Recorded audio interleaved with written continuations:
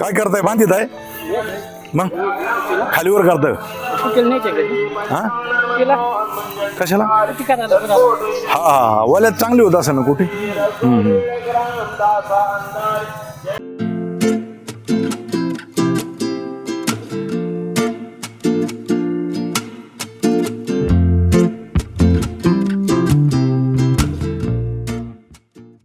कोणी तोडलं रे चंदनाचं झाड? हा असं का होतं त्याला काही? हे पहा मित्र, चंदन चोर हे असे झाडं तोडून नुकसान करत. हे चंदनाचं झाड तोडलेलं आहे. इथं मोठं चंदनाचं झाड आलं होतं, ते तोडलं. आमचे घरचे माणसं रानात शेतीत गेले का ते लोक चोर त्याचा फायदा घेतात. ते तुम्हाला आता दाखवले मित्र. होती ही विहीर आहे आमची, फार जुनी वडिलोपार्जित, आमचे वडिलांचे आजोबा वगैरे त्या काळात बांधलेले आहे विहिरी. आणि ती सुद्धा आमच्या वावरातच आहे. इथं ते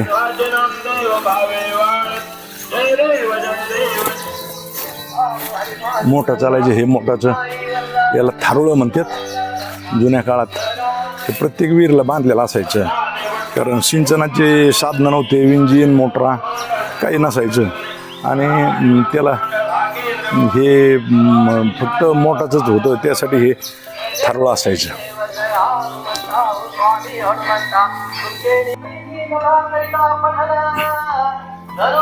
या ठिकाणी मित्र पहा, ते चाफ्याचं झाड लावलं होतं. त्या वेलाच्या तिथे शेंड आहे, त्या ठिकाणी ते चाफ्याचं झाड तुम्हाला दिसत असं. ते चाफ्याचं झाड लावलं होतं मी पाऊस सुरू झालेला असताना. आणि या ठिकाणी जांभळीचं झाड सुद्धा भरपूर लावलं होतं. हे नारळाचं झाड तुम्हाला दाखलं. आणि या ठिकाणी एक करवंदाचं जाळी पण आहे. हे करवंदाचं झाड, हे एक मी 5-7 वर्षापूर्वी लावलेलं आहे. पहा हे करवंद इथं घराच्या अगदी जवळच लावलेलं आहे. हे पहा हे करवंद दिसतंय. मी कोणतेही झाडं लावायचो. या ठिकाणी मित्र अतिशय मोठं पिंपळाचं झाड होतं. 300-400 वर्षापूर्वीचं झाड असलेलं आमचे पूर्वज सांगत होते. पण ते 8-10 वर्षापूर्वी ते जुनं होऊन अगदी वयोवृद्ध होऊन ते झाड मोडलेलं आहे. आणि पहा त्याचं या ठिकाणी तुम्हाला अजूनही त्याचं खोड या ठिकाणी त्याची आठवण म्हणून आहे मित्र. आणि तुम्हाला मी ते बंधारा दाखवला, परंतु त्याचं बंधाऱ्याचं पाणी अतिशय लांबपर्यंत आहे. ते मी एकदा पुन्हा दाखवतो. बंधाऱ्याहून पाणी पडतं आणि हे अगदी आमच्या घराच्या सान्निध्यात आणि आमच्या स्वतःच्या जमिनीत शेताचा काही भाग त्याच्यात गेलेला आहे. परंतु ते पाण्यासाठी आणि त्याच्यासाठी हा इथं महिलांना धुण्यासाठी सुद्धा व्यवस्था आहे. आणि ते धुत पारवर लांबपर्यंत. हे एकदम माझ्या घराच्या शेजारचा बंधारा आहे. आणि ह्या बंधाऱ्याच्या खालचा भाग आहे मित्र. पहा हे पाणी जे जातं ना हे खाली. आणि हा रस्ता आहे, हा नगरपालिकेचा पूल आहे. आणि आमच्या वाडीतून आमच्या मळ्यात जाण्यासाठी ये जा करण्यासाठी त्याचा वापर करतात. भापकर वस्ती, दस वस्ती, खुर्दे वस्ती त्यांना जाण्यासाठी हा रस्ता आहे. इथं पूल बांधलेला आहे पलीकडे जाण्यासाठी.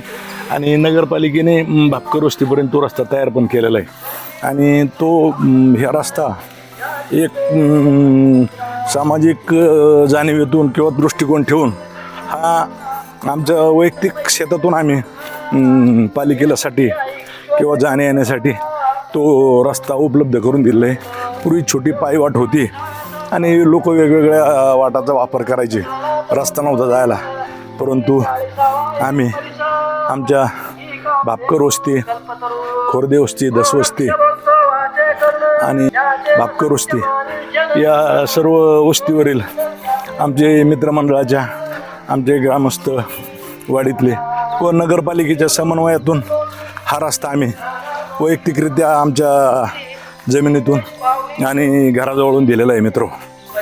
तो अगदी कुठल्याही याचं आकस न ठेवता किंवा कुठल्याही बाबीचा विचार न करता केवळ सामाजिक दृष्टिकोनातून हा रस्ता ठेवलेला आहे. या ठिकाणी बी पहा, ह्या दुसऱ्या शेतात बी आमच्या, या ठिकाणी आमच्या ह्या दुसऱ्या शेतात या ठिकाणी सुद्धा मी सागाची झाडं लावलेली आहेत फार पूर्वी. पहा या ठिकाणी सीताफळाची झाडं आहेत, अनेक झाडं आहेत. आता तुम्हाला मी दाखवतो, तुम्हाला झाडं दिसतील मित्र सगळे. आणि मी फक्त तुम्हाला सांगतो किंवा मी फक्त बाहेरून हे करतो असं काही नाही. हे सगळं मित्र हा पूर्वीपासून अगदी माझा छंद होता आणि त्याच्यासाठी मी काम सोडून हे उद्योग करायचो. आणि मला त्या काळात माझे वडील किती बी मला मारायचे त्याच्यासाठी, कारण मी ते काम बाजूला ठेवून ते करायचो. पहा मित्र, मी मागच्या वेळेस या ठिकाणी हे जांभळीचं झाड लावलं होतं. हे पहा तुम्हाला दाखवतो. पहा हे जांभळ आता 100% अगदी हे झाड आलेलं आहे मित्र. आणि काय होतं, जाणीवपूर्वक ते अडचणीत लावलं होतं मित्र.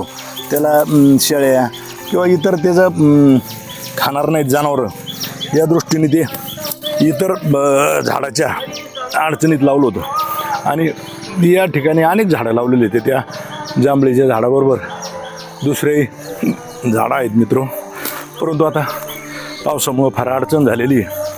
आता ते दिसून येतील का नाही मला शंका आहे. या ठिकाणी आमची बाजरी होती, बाजरीची काढणी चालू आहे.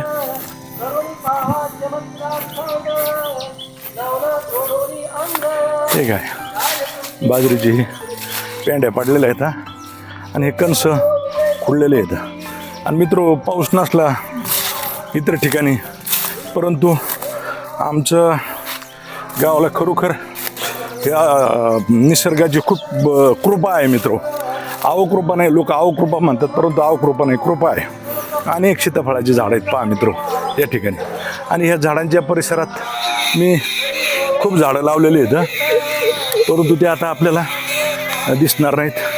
भोकरीची झाडं आहेत आणि वेगवेगळ्या प्रकारची झाडं या ठिकाणी आपण लावलेली आहेत. आणि सगळं गर्द अशी झाडी असते मित्र.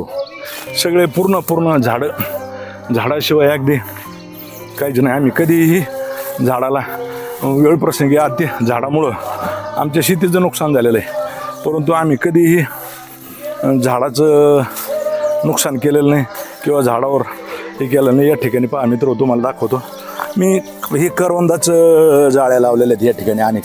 आणि हे बाई तुम्हाला दिसते ही करवंदाची जाळी, ही नदीच्या कडेला. आणि आता हे 100% येणार. आणि हे पहा त्या ठिकाणी पाणी दिसतं तुम्हाला, हे बघ लगेच पाणी. अतिशय अगदी 6 ते 7 महिने आम्हाला मित्र निसर्गाचं पाणी भरपूर मिळतं, परंतु पाऊस झाल्यानंतरच मिळतं. जर पावसाने वेळेला अवकृपा केली तर मग मात्र आमची अडचण निर्माण होती. या ठिकाणी भोकरीचं झाड आहे मित्र, या ठिकाणी अडचणीत लावलेलं आहे मुद्दाम पहा. परंतु काय होतं मित्र, हे जनावरवाले शेळ्यावाले अनेक प्राणी येत जात असतात आणि त्या झाडाकडं जे प्राणीवाले असतात, शेळ्यावाले जनावरवाले, हे काय करतात, दुर्लक्ष करतात मित्र. आणि मग ते शेळ्या खात्यात. पहा हे किती मोठं झाड झालेलं आहे, परंतु ते पडतं शेळ्या खात्यात किंवा ते लोक त्याच्याकडे दुर्लक्ष करतात आणि मग त्या झाडाचं नुकसान होतं मित्र. आता या ठिकाणी मी ते पुन्हा उभं केलं मित्र, पडलं होतं ते. कारण झाडाचं नुकसान झालं ना मित्र, मला अजिबात करमत नाही. आणि हे मला अगदी पहिल्यापासून, मला इतरांनी कोणी जर नुकसान केलं तर मला त्याची खूप चीड येते आणि मला त्याचा राग येतो मित्र. परंतु या ठिकाणी पहा हे असे सरपण घेऊन जाण्यासाठी कोणीतरी लोकांनी इथं हे केलं आहे. कारण ही जी अडचण होती ती अडचण आम्ही कमी केली आणि त्याच्यामुळं हे झालेलं आहे. हे पहा आता या ठिकाणी परत आमच्या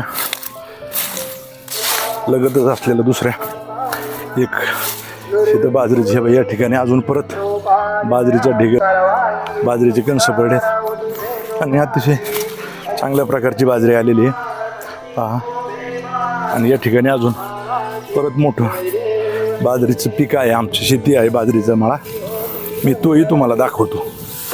खूप मोठ्या प्रमाणात बाजरी आहे मित्र. आणि काही आमचा मूग होता, उडीद होता, त्याचं पीक निघलेलं आहे. आणि मित्र यातली म्हणजे बरीचशी शेती म्हणण्यापेक्षा सर्वच शेती आमची वडिलोपार्जित आहे. आमच्या वडिलांनी ही शेती त्यांची वडिलोपार्जित काही, पण त्यांनी स्वतःही काही आमचा शिक्षण करून आमचं सांभाळ करून पाय अशा ठिकाणी या ठिकाणी कंस खुडिलेले आहेत मित्र. हे सगळे असे बाजरीची काढणी चालू आहे आणि कंस खुडलेले तुम्हाला दिसतात. आणि वडिलांनी आमचं 2 भावांचं 2 बहिणींचं शिक्षण करून आणि सगळं आमच्या कुटुंबाचा सर्व पसारा सांभाळून अगदी आर्थिक परिस्थिती हलकीची असताना सुद्धा आमची शेती सांभाळून ठेवलेली आहे. आणि ते हे अगदी मोठ्या प्रमाणात हे बाजरीचं आमचं मळा आहे मित्र. अगदी खूप मोठी बाजरी आहे, लांबपर्यंत तुम्हाला दिसेल. आता त्याच्यात जाता येत नाही म्हणून मी दाखवू शकत नाही, परंतु हा पहा, हे अगदी ही दक्षिण दिशा आहे आणि उत्तरेला पूर्व पश्चिम दक्षिण उत्तर असं ते जमीन आहे. आणि ही असं पूर्व पश्चिम असा हा आहे पहा मित्र, एवढा परिसर. आणि ते जे बाजरी दिसते ती पण मित्र आमचीच आहे, कारण आम्ही जिथं राहतो त्या घराच्या परिसरात सगळी आमची मोठ्या प्रमाणात शेती आहे मित्र. आणि सगळ्या विहिरी इथं जे समोर आहे तो आमचा शेती करणारा भाऊ दिसतो. आणि या परिसरात जुनी आमची विहीर आहे. आमच्या भाऊबंद आमचे जेवढे हांडाळ परिवार आहे इथं राहणारा, त्यांची पूर्वी ओढ त्यांच्या वडिलांनी वाडवडिलांनी म्हणजे आमचे वडिलांचे आजोबा वगैरे अगदी त्यांनी ती विहीर बांधली. आणि ती विहीर एकटीच विहीर होती या परिसरात सुरुवातीला. आणि या विहिरीचं सर्व गावासाठी पिण्याचं पाणी, आणि त्यावेळी ती शेंदून पाणी नेण्याची पद्धत होती मित्र. आणि लोक शेंदून पाणी न्यायचे, जनावराला पाणी इथलं सगळं अगदी इथंच पाण्याची व्यवस्था होती. हे सगळं मग आमच्या घराच्या परिसरातलं झाडं तुम्हाला जे दाखवलं ते अगदी घरापासून 100, 50, 200 मीटर अंतरावरील हा भाग आहे मित्र. हा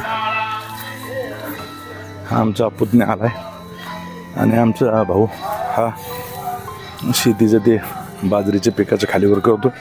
आणि वाडीत सप्ताह असल्यामुळं सप्त्याचा कार्यक्रम चालू आहे, ते तुम्हाला आवाज येतोयच.